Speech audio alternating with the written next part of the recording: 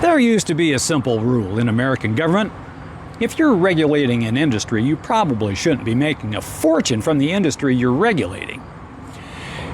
Apparently, we disrupted that business model. Because Treasury Secretary Bessent was asked about Donald Trump making enormous amounts of money from his crypto while his own administration is writing the rules for crypto. And Bessent's response? I don't think there's any appearance problem. Direct quote. Well, good, because for a second there, I thought the President of the United States having a family crypto company while the United States government regulates crypto might look like a little conflict of interest. Turns out the problem isn't the conflict. The problem is our eyesight. Let's follow the money.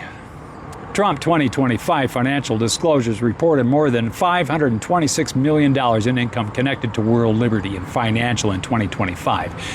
The crypto venture launched with members of his family.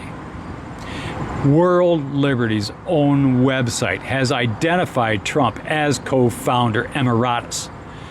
His sons are co-founders, an entity affiliated with Trump and members of his own family, a huge piece of the company behind it. This isn't some dusty stock Grandpa Donald bought back in 1987. This company launched in 2024 while Trump was still running for president. And now his administration is regulating the market in which it operates. That's not 6 degrees of separation. That's barely 6 inches. And World Liberty has its own stablecoin. It's called USD1. Catchy name. Now here's where this gets interesting. In July 2025, Trump signs the Genius Act. Yeah, he's the stable genius, all right. Creating the first major federal regulatory framework for payment stablecoins. And one of those federal regulators responsible for overseeing this new world, the Office of the Comptroller of the Currency, the OCC, can help determine who gets approved, how they're supervised, what regulations they follow, and what happens when somebody breaks the rules. And the Treasury is helping implement this new regulatory framework. So you've got the Trump administration helping write the rules. For an industry in which the Trump family has a major financial interest, and Scott Bessent looks at this arrangement and says, and I quote, "No appearance problem." Buddy, Ray Charles could see the appearance problem. But wait, because somehow we haven't reached the weird part yet. In February 2025, Trump signed an executive order asserting great White House control over federal regulatory agencies, including traditionally independent agencies, requiring significant regulatory actions to undergo White House review. So imagine the flowchart. President's family business. Family business sells financial products. Federal government regulates the financial product. Administration influences regulatory policy. Treasury implements regulatory framework. And everybody just promises not to notice the guy sitting at the top of the flowchart is also standing at the bottom with a bucket for the money. That's not a firewall. That's a screen door with a welcome mat. And senators actually asked the OCC about this. What happens if the president tries to influence a decision involving World Liberty Financial or USD1? The initial response from then acting controller Rodney Hood was essentially that the question was premature and speculative. Well, thank you, Rodney. Later, when pressed about safeguards against White House involvement, Hood reportedly said, "It's not as if they would call." Oh, well, why didn't you just say so? America's ethics systems is apparently operating on nobody would do that doctrine. No guardrails, no recusal mechanism, designed specifically for this situation. Just, sure, nobody would make that phone call. That is absolutely comforting. Then came May 1st, 2025, and suddenly the hypothetical conflict wasn't so hypothetical anymore. World Liberty announced that MGX, an Abu Dhabi investment firm, would use $2 billion worth of USD1 in connection with the investment of Binance. $2 billion. Now, let's meet everybody at the dinner party. MGX is chaired by Sheikh Tanan bin Zayed Al Nahyan, the UAE's national security advisor, an enormously powerful figure in the Emiratis' intelligence and technology. He is their spy guy. At roughly the same time, the UAE was seeking greater access to advanced American AI chips.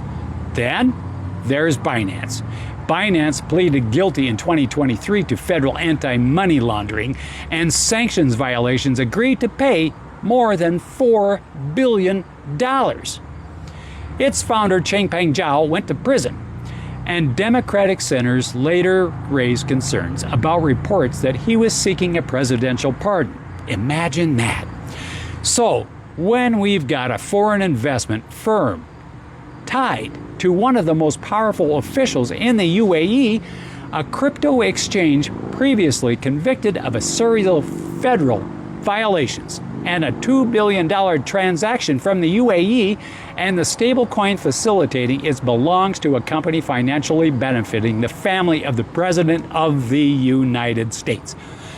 At some point, you stop drawing flowcharts and start needing yarn and thumbtacks.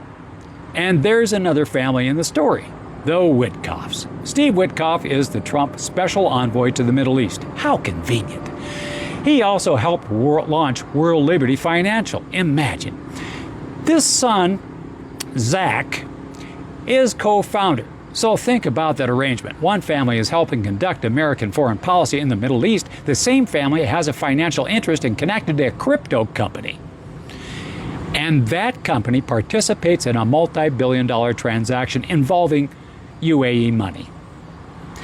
This is why Senators Jeff Merkley and Elizabeth Warren asked the government of ethics and to investigate whether these arrangements could raise constitutional or federal bribery concerns. That's important. They raise the legal question. That does not mean those violations have been proven or even investigated. Investigations, documents requests, and congressional scrutiny are how you're supposed to determine that. Because that's what oversight is for. And this brings us back to Scott Bessent.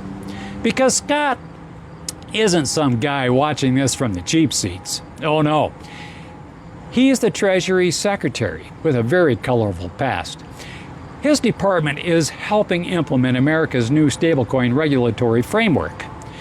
And when people point to the president's enormous crypto income and ask, shouldn't we maybe build a wall between presidential powers and presidential profit? Bessent's answer is essentially this is a non-innovation. No. Innovation is inventing the smartphone. Innovation is mapping the human genome. Innovation is landing a reusable rocket. When the person writing the rules can financially benefit from the game, that's not innovation. That's a conflict of interest problem. Governments are supposed to design safeguards against. And maybe every decision involving World Liberty Financial turns out to be perfectly legitimate. Yeah, right. Maybe every regulatory behaves independent. Yeah, I'll believe that. Maybe every foreign investor wants absolutely nothing from Washington. Maybe every presidential decision involving crypto is made entirely in the public interest. Fine. Then build the firewall. require recusals, require disclosure, create independent oversight. Make sure the president cannot influence regulators overseeing his family's business. Because ethics laws aren't written for the people we trust. They're written because eventually somebody comes along we shouldn't have to trust. The scandal isn't merely that presidents can make money. Presidents have owned assets before, not this close, but before. The dangerous part is when public power and private profit occupy the same room and nobody can tell us where one ends and the other one begins.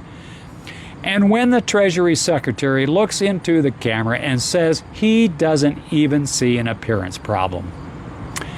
Maybe that's the biggest problem of all, because the regulator isn't standing outside the racket anymore. He's standing at the door, telling you there's nothing inside worth looking at. And that is straight talk. Thanks.